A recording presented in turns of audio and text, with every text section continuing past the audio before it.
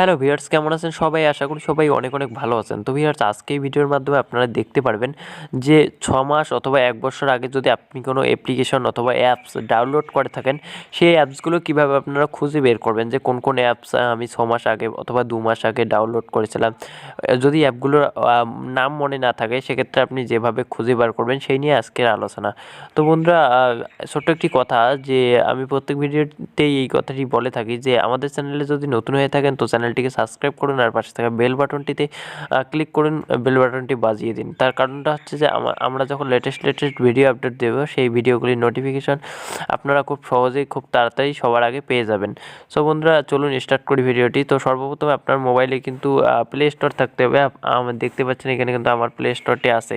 So আমি একটু কালারটা চেঞ্জ করে নিয়ে নেব এইখান থেকে। তো অল্প একটু অপেক্ষা করবেন। সো এখানে দেখতে পাচ্ছেন। সো আমি এটার উপরে ক্লিক করব, প্লে স্টোরের উপর। সো প্লে স্টোরে উপর ক্লিক করার পর আপনার কিন্তু যেই জিমেল আপনার মোবাইলে থাকে সেই জিমেল দিয়ে এইখানে সাইন ইন তো করাই থাকে। সাইন ইন করার কোনো প্রয়োজন আপনাকে হবে না। সো এইখান থেকে আপনার উপরে 3 ডট মেনু দেখতে পাচ্ছেন, আমি দেখাচ্ছি আবার। এই 3 ডট মেনু দেখতে পাচ্ছেন, এখানে ক্লিক করতে হবে। সো এখানে যখন আপনারা ক্লিক করবেন, ক্লিক করার পরে আপনাকে এখানে যেতে হবে মাই অ্যাপস অ্যান্ড গেমস। এখানে আপনাকে সরাসরি ক্লিক করে দিতে হবে। সো বন্ধুরা, এইখানে যখনই আপনি ক্লিক করবেন, এইখানে কিন্তু আমি দেখাই ভালো করে, একটু ওয়েট করবেন। দেখুন, আমার কিন্তু অলরেডি এসে গেছে কিছু অ্যাপসগুলো আপডেট চাচ্ছে। যে আপনি কিন্তু এখান থেকে অ্যাপসগুলো কোন কোন অ্যাপস আপডেট দিতে হয় সেই অ্যাপসগুলো আপনি এখান থেকে পেয়ে যাবেন।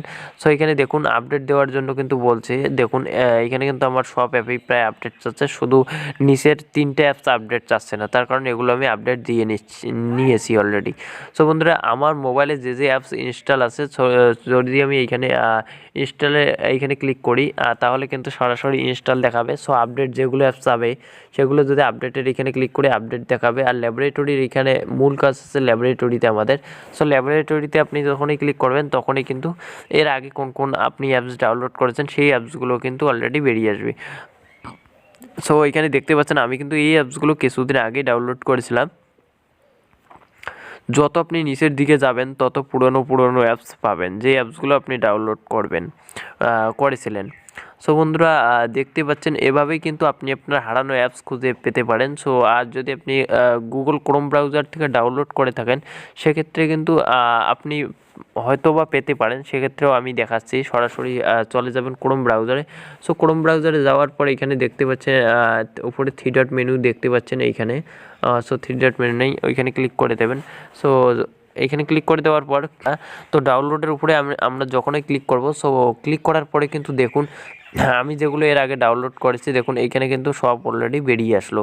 তো বন্ধুরা, এখানেও কিন্তু আপনারা সেম টু সেমভাবে দেখতে পারবেন। সো বন্ধুরা, এই ছিল আজকের ভিডিওর। যদি ভিডিওটি ভালো লেগে থাকে ভিডিওটিতে অবশ্যই একটি লাইক দিয়ে দেবেন।